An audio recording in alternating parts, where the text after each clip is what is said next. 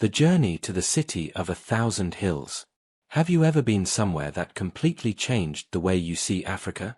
Have you ever met people so kind that they made a strange land feel like home? And have you ever stood on a hill so beautiful that it made you forget all your worries? Those were the questions I kept asking myself as I listened to my close friend tell me about his journey to Kigali.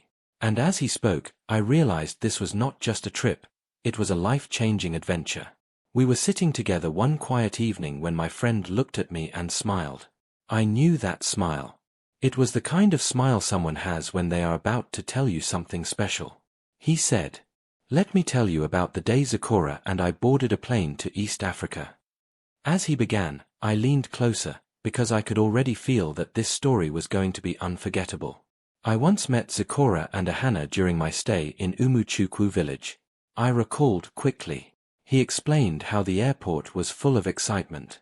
People were rushing, laughing, hugging, and saying goodbye. The sound of rolling suitcases and announcements filled the air. And right there, standing side by side, were two friends, him and Zikora, ready to leave their comfort zone and explore a new African land. When they stepped into the aircraft, he said his heart was beating fast. Not from fear, but from excitement.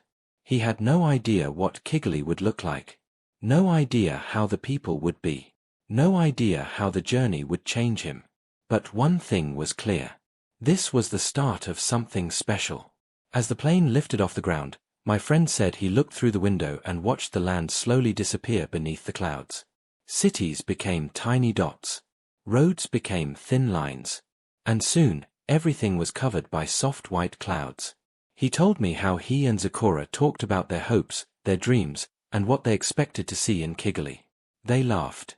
They imagined the hills. They wondered about the people. Hours later, when the plane began to descend, something magical happened. Through the window, they saw green. Not just green, but deep, rich, living green. Hills rolled like waves. Forests stretched wide. The land looked fresh, peaceful, and alive.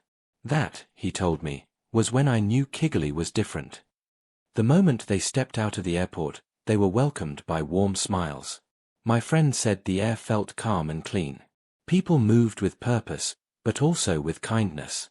Even strangers greeted them with respect. It didn't take long before they realized something important. The people of Kigali were friendly, open, and proud of their city. They helped them find their way. They spoke with joy. And most of all, they treated them not like visitors, but like brothers. And that touched my friend deeply. As they traveled through the city, Kigali revealed its beauty. My friend described it like a painting. Hills rose everywhere. Some were covered with houses, others with trees. Roads curved gently, following the shape of the land. The people they met kept saying, "Kigali is a city of 1,000 hills." And as my friend looked around, he believed it. Everywhere he turned, there was another hill, another view, another moment of beauty. But what impressed him even more was the neatness. The streets were clean. The buildings were well cared for. Even the roads seemed to shine. And the road users, drivers, cyclists, and pedestrians, were respectful and calm. No shouting. No chaos. Just order. He shook his head as he told me this. "I couldn't believe it," he said. "They are Africans like me, yet the discipline was so high." It challenged the way he saw things, and in a good way. One of the most exciting parts of the journey was when they traveled outside the city. The people of Kigali took them to see the mountains. Tall, strong, peaceful. They stood like guardians over the land. Then came the forests. Deep inside those forests lived something rare and powerful, the gorillas.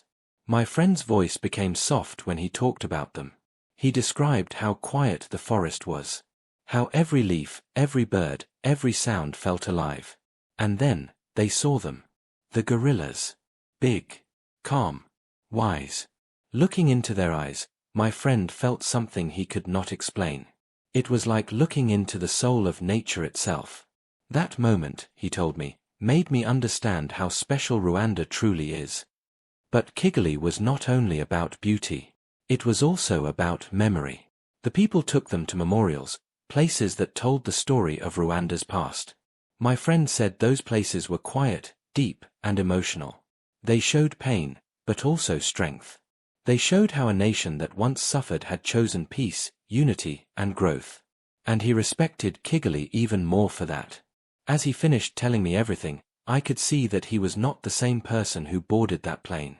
Kigali had changed him. The people taught him kindness.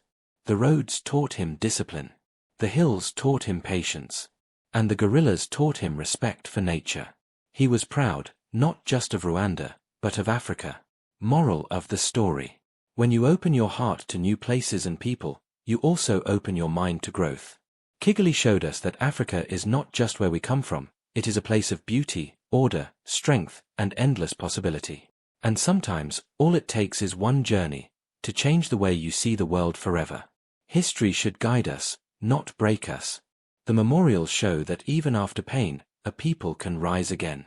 Unity is more powerful than division. Kigali's peace proves that togetherness builds a brighter future. Every journey carries a lesson. If you travel with an open heart, you return wiser than you left.